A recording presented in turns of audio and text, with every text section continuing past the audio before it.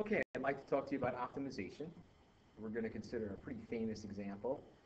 We're going to create an open top rectangular box by taking a piece of paper of standard dimensions. Generally, pieces of paper that you write on in school and so forth are 11 inches in height, I guess we'll call it length, by 8.5 inches in width.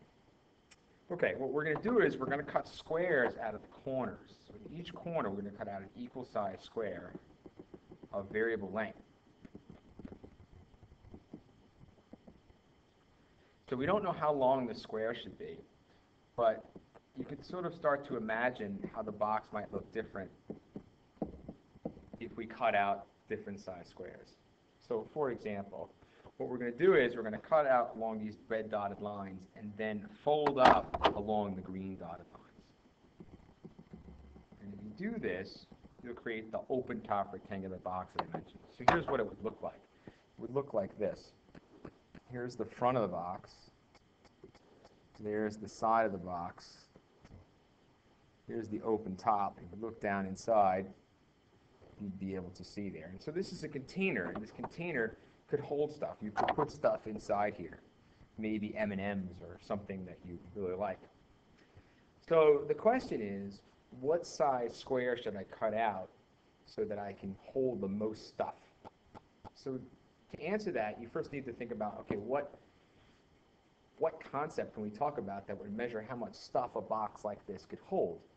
And the idea there, or the thing that we're interested in, is volume. So if our goal is to, say, get a lot of M&Ms or a lot of something and bring it in this box so it doesn't fall out while we're carrying it, we obviously want to maximize the volume. That's what we want to do, is maximize the volume of the box. Okay, so what I'd like to do is show you how to create a function for the volume of the box that has an input variable or an independent variable of x. That's the length of the side of the square that I'm cutting out. Because if I cut out different size squares, I can get different shaped boxes. For example, I want you to imagine that the value x here I cut was really, really small. So I cut little tiny squares. So look at these little blue squares I'm cutting out of the corner. Now you can sort of envision that this would be less than ideal, because if we tried to draw that box in 3D, it would be very short. And if it's very short, it wouldn't have a lot of depth. It couldn't hold a lot of stuff. This might only be able to hold one layer of M&M side by side, and anything beyond that would start to spill over. However, you know that this box I have, its total length would be a little less than 11 inches. But it would be pretty close to 11 inches, because if you look at the blue squares that we cut out, they're very small in length.